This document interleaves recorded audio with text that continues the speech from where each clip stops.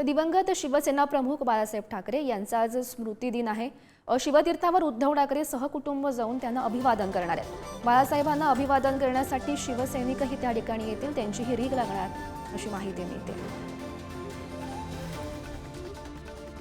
आणि या संदर्भात अधिकची माहिती देत आहेत आमचे प्रतिनिधी धनंजय दळवी सध्या आहेत। धनंजय, तुम्ही सध्या शिवतीर्थावर आहात, काय सध्या तिकडचं वातावरण म्हणतंय?